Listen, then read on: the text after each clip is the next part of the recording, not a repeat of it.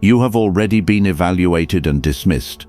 Before you even opened your mouth at your last meeting, before you sent that last professional email, the people you are trying to impress had already decided you are a non-player. They shook your hand, smiled politely, and then instantly forgot you existed. You aren't being ignored because you're incompetent. You're being ignored because you are predictable.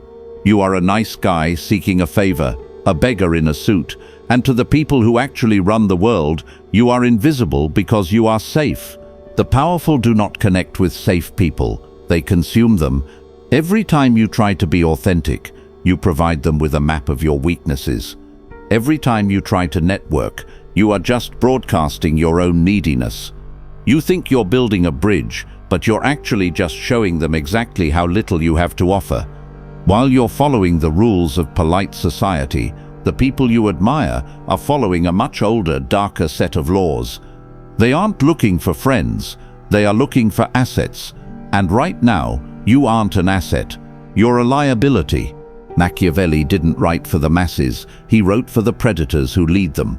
He knew that the inner circle isn't a place you get invited to, it's a fortress you must infiltrate. If you aren't in the room where the real decisions are made, it's because you haven't passed the psychological filters of the elite. You are still a civilian in a war zone of social engineering. In the next few minutes, we are going to dismantle the soft, pathetic lies you've been told about human connection. We are going to examine the 13 laws of social infiltration, the ruthless clinical tactics used to bypass the defenses of the elite and weave yourself into the fabric of their power. This isn't about getting ahead. This is about changing your fundamental social DNA so that when you walk into a room, the air doesn't just move, it freezes. Most will find these laws offensive. Good, those are the people who will spend their lives waiting for a chance that will never come. Listen carefully, because the first law we are about to discuss is the exact reason you were overlooked yesterday, and it is the only reason you will be remembered tomorrow. This is the end of your invisibility. Law 1. Never outshine the master. The first mistake you make is trying to impress. You finally get 5 minutes with someone influential, a person who could change your life with a single phone call, and your ego immediately takes the wheel. You think this is your moment to prove you belong. You want to show them how sharp you are, how much you've studied, how many game-changing ideas you have tucked away. You think this earns respect. It does not. It breeds deep, silent insecurity. You must understand that powerful people are often the most fragile. Their entire identity is built on being the smartest, the strongest, or the most visionary person in the room. They have spent decades cultivating an aura of absolute competence. If you come in shining too brightly, you aren't an asset. You are a predator in their territory. You aren't showing value, you are casting a shadow on their legacy. Machiavelli warned us that it is always dangerous to appear better than your superiors. When you make your superior look bad, or even just lesser by comparison, you trigger their survival instinct. They won't applaud your brilliance, they will bury you. Not because you're incompetent, but because you are a threat to their ego. They will smile to your face, then ensure you are never invited back to the table. So, what is the strategy? Dim your light. This is not a lack of confidence, it is tactical camouflage. To infiltrate the elite, you must make them look brilliant. When you offer an idea, don't present it as your own. Frame it so it feels like a natural extension of their previous success. Ask questions that lead them to the answer you want them to find. Feed their vanity. This isn't weakness, it's social engineering. By allowing them to feel superior, you lower their defenses. You become safe. And once you are safe, you are allowed inside the walls. While they are busy admiring their own reflection in the mirror you're holding, you are quietly observing their weaknesses, learning their patterns, and securing your position. Let them have the glory. You take the influence. Law 2. The law of intellectual subordination. Now listen carefully, because if Law 1 is about survival, Law 2 is about ownership. If you manage to hide your light, you've passed the first filter. But if you want to become a peer to the elite, you must master the upgrade. Intellectual subordination. Most people who manage to stay in the room do so by being yes men. They agree with everything, offer nothing, and are eventually replaced by a newer, cheaper version. To be indispensable, you must be the hidden architect.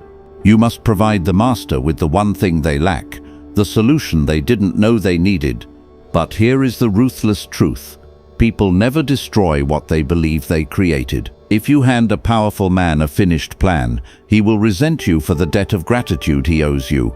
But if you plant that same plan as a seed in his mind, if you drop hints, provide the right data, and manipulate the context so that he discovers the answer, he will defend that idea with his life.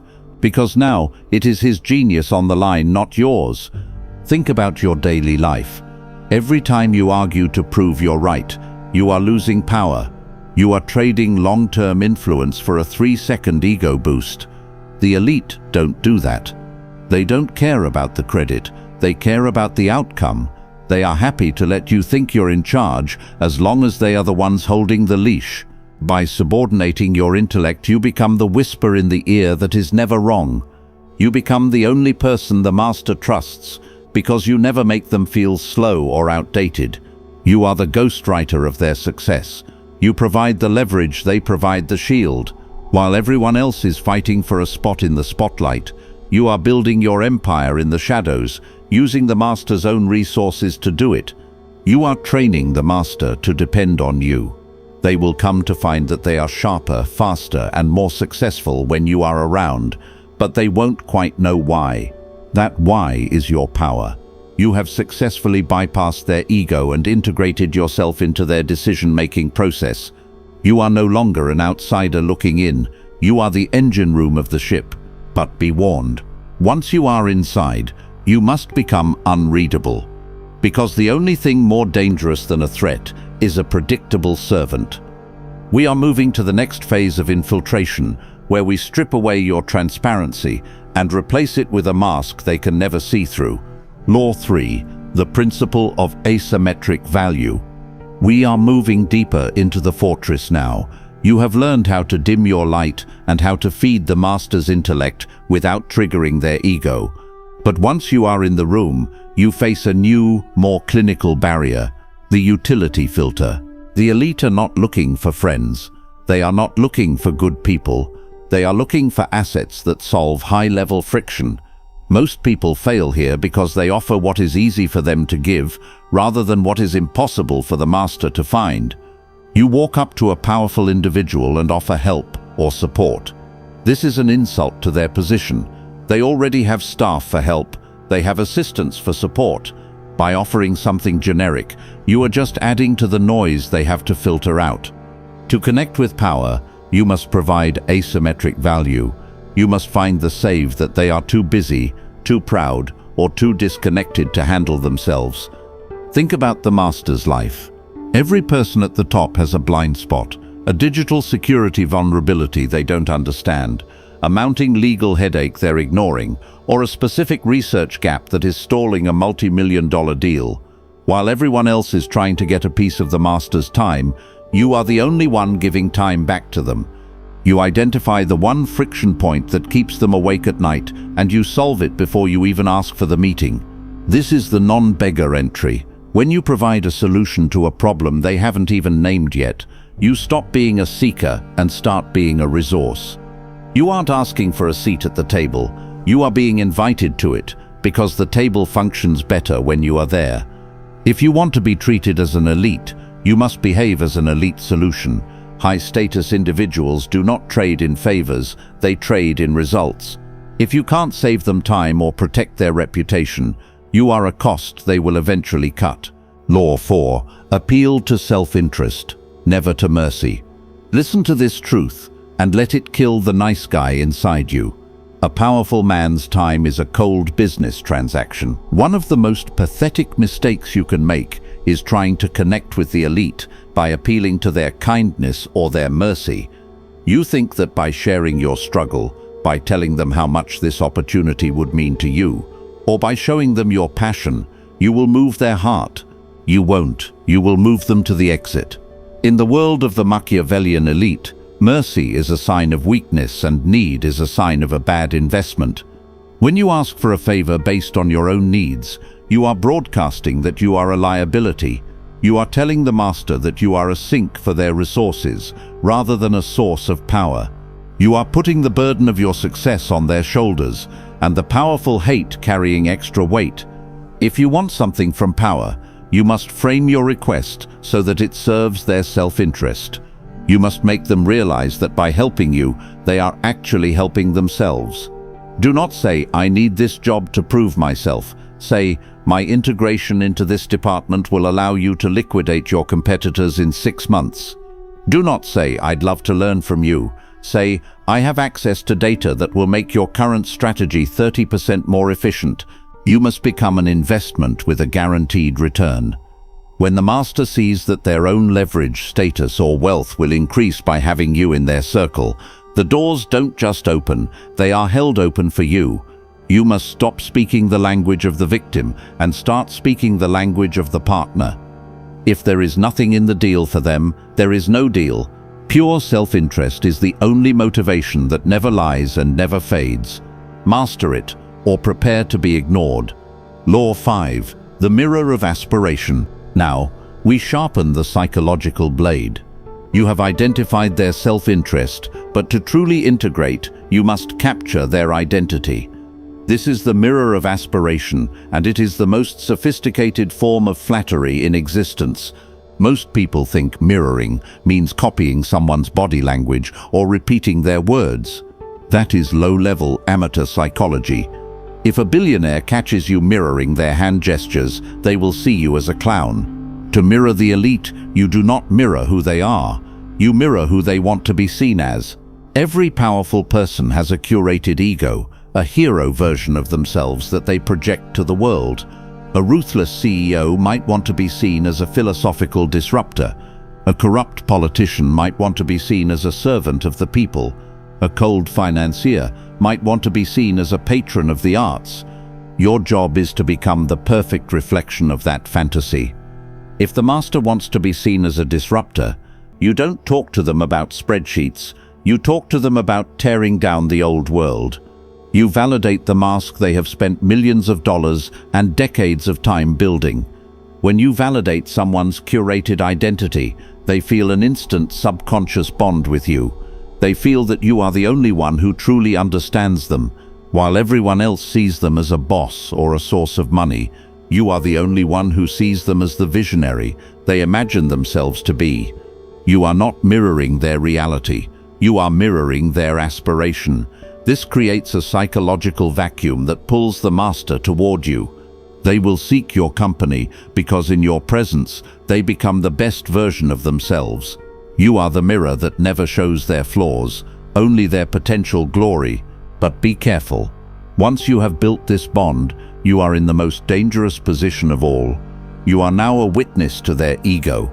And in the inner circle, being a witness is a role that requires absolute silence.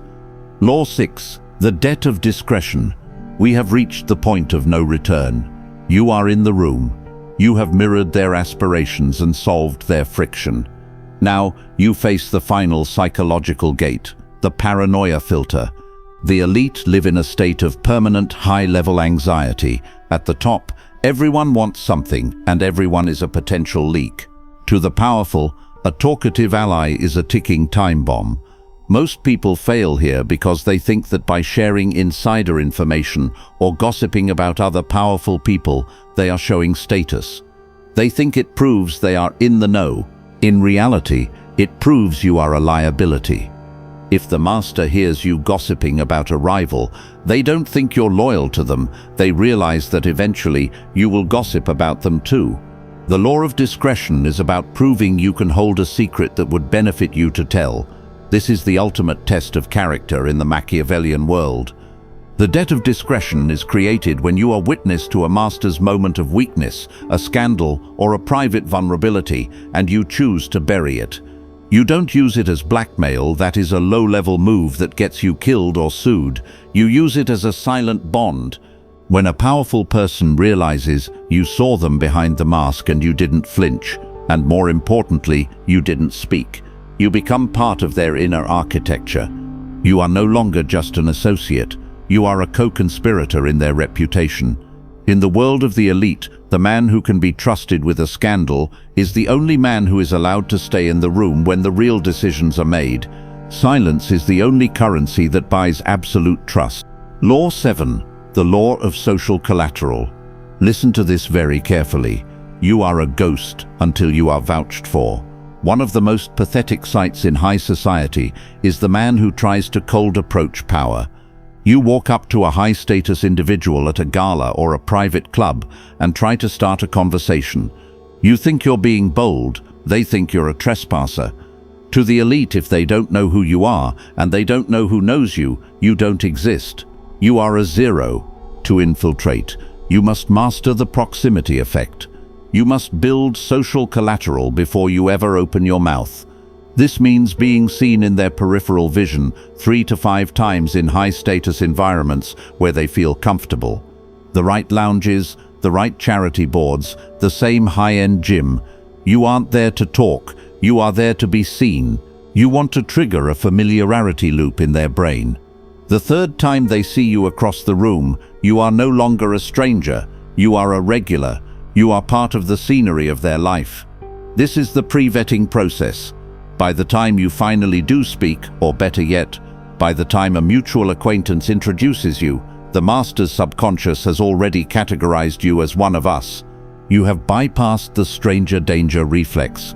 While everyone else is trying to force their way in through the front door, you have already moved into the guest house through the back. You didn't ask for permission, you established a presence. But remember, once you are seen, you are judged. If your presence reeks of effort, you have already lost. The elite can smell a climber a mile away. You must move with the quiet confidence of a man who has nowhere else to be. Law 8. The utility of the low profile. Once you have successfully breached the perimeter, your biggest threat is your own vanity.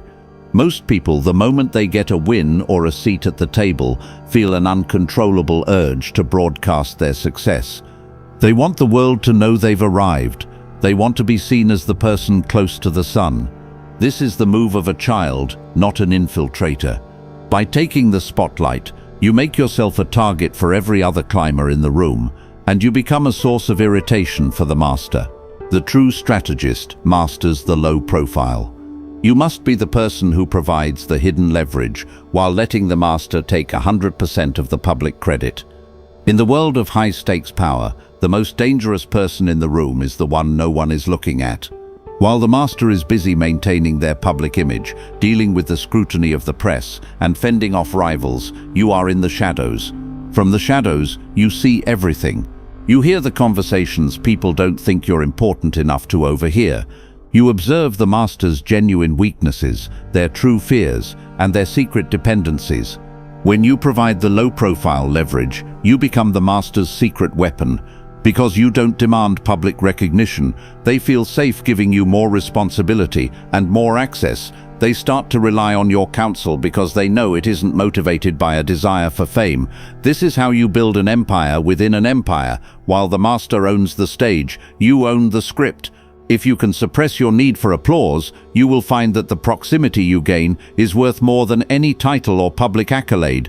The shadow isn't a place of weakness, it is the ultimate vantage point. Law 9. The Law of Controlled Competence. One of the fastest ways to be discarded by the elite is to be completely understood. If a powerful person knows exactly what you are capable of, what your limits are, and how you think, they can solve you. You become a known quantity, a predictable tool, and tools that are predictable are easily managed, easily manipulated, and easily replaced. To maintain your position and grow your influence, you must practice controlled competence.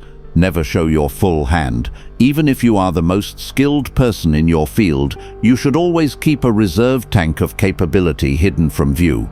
If you are a financial wizard, don't let them know you also understand the intricacies of international law. If you are a master of logistics, don't reveal your deep connections in the political sphere. By keeping a layer of mystery around your ceiling, you create a psychological buffer of respect. The master will always be slightly unsure of just how much power you truly hold. This uncertainty prevents them from taking you for granted. It makes them hesitate before they try to push you out or sideline you because they don't know what the consequences might be. You must be the person who always has one more trick up their sleeve. This isn't about being deceptive. It's about being strategically opaque. In the hierarchy of power, the man who is 90% understood is a servant. The man who is 50% understood is a partner. Law 10. The Informational Monopoly. Power is not just about who you know, it is about what you know that no one else does. In every elite circle, there is an information gap, an area of life or business where the powerful feel obsolete or vulnerable. For a tech billionaire, it might be the shifting cultural nuances of a new generation. For a career politician, it might be the technical specifics of emerging AI or decentralized finance.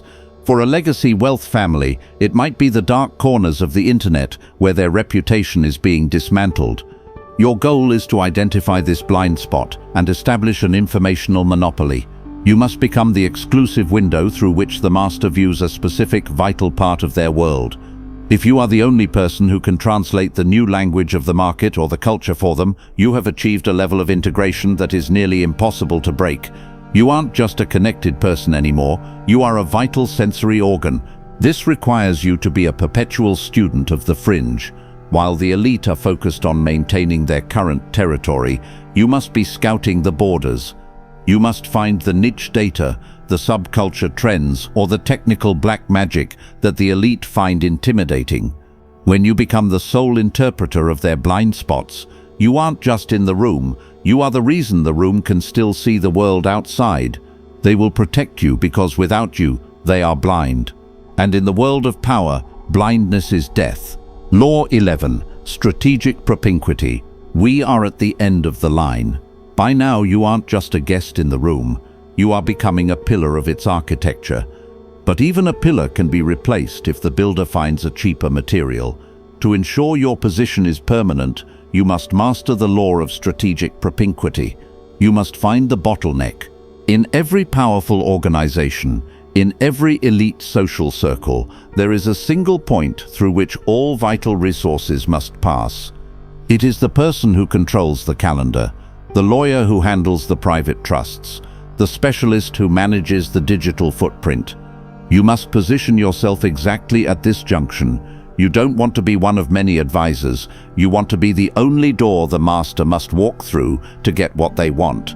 When you control the bottleneck, the master no longer networks with you. They negotiate with you. You have moved from being a person of interest to a person of necessity. If removing you means the master loses access to their most vital data or their most trusted connections, they will never let you go. You are no longer asking for a seat. You are the one holding the keys to the table. Proximity is a game of geography. If you are not in the path of their most urgent needs, you are irrelevant. Find the bottleneck, occupy it, and make the cost of your absence too high to calculate. Law 12. The principle of negative interest. Now we address the scent of failure, desperation. The elite have spent their entire lives being hunted. They are pursued by beggars, by sycophants, and by people who want to pick their brain. They have developed a predator's instinct for the smell of a need. The moment you look like you're hunting for a win, you have already lost. This is the principle of negative interest. To connect with the powerful, you must move as if you already possess everything you could ever want. You must appear to have a total lack of interest in their wealth, their titles, or their favors. When you act as though you need absolutely nothing from them, you trigger a deep psychological confusion in the master. They are used to being the prize. When you refuse to treat them as one, they begin to wonder if you are the one holding the higher hand. This is not about being rude, it's about being detached. While everyone else is leaning in, trying to catch every word, you are leaning back. You are the only person in the room not trying to take something from them, which makes you the only person in the room they can actually trust. The less you want from them, the more they will want to give you. Law 13. The power of the radical exit. The final law is the closer. It is the move that separates the players from the fans. Most people, when they finally get time with a high-status individual, cling to them like parasites. They stay too long, they talk too much, and they try to squeeze every second out of the interaction. They believe that more time equals more connection. They are wrong. It equals more exhaustion. The master of social infiltration always executes the radical exit. You leave the room while they are still curious, while they are still impressed, and while they are still wanting more. That is the moment you win. You have flipped the status hierarchy entirely. You didn't wait to be dismissed. You dismissed the master. You have left an indelible mark on their psyche, and they will spend the time until your next meeting trying to figure out how to win you back. What you have just heard is not a collection of tips. It is a blueprint for the reconstruction of your social identity. Most people will watch this, find it interesting, and then go back to being ignored because they are too afraid to be ruthless with their own ego. They will continue to play by the rules of a game they are losing. But you are still here. Your attention and your discipline have earned you the right to these truths. You understand now that the inner circle isn't something you're born into, it's something you engineer. If you recognize the necessity of these laws, if you are ready to stop being a spectator and start being an architect, then align yourself with this message. Like this video and subscribe to the channel. This is not for me, it is a signal to yourself that you are done with the soft lies and ready for the cold reality.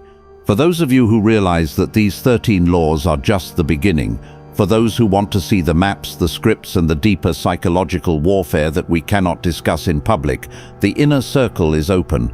Join the membership. It is the only place where we move beyond theory and into absolute execution. There is a path forward for those who have the stomach for it, and then there is the path everyone else is on. Decide which one you're taking. Thank you for staying until the end. Most don't have the focus. You do. But focus without action is just a daydream. Take these laws, apply them. Stop being a civilian in a world of social engineering. I'll see you in the next video.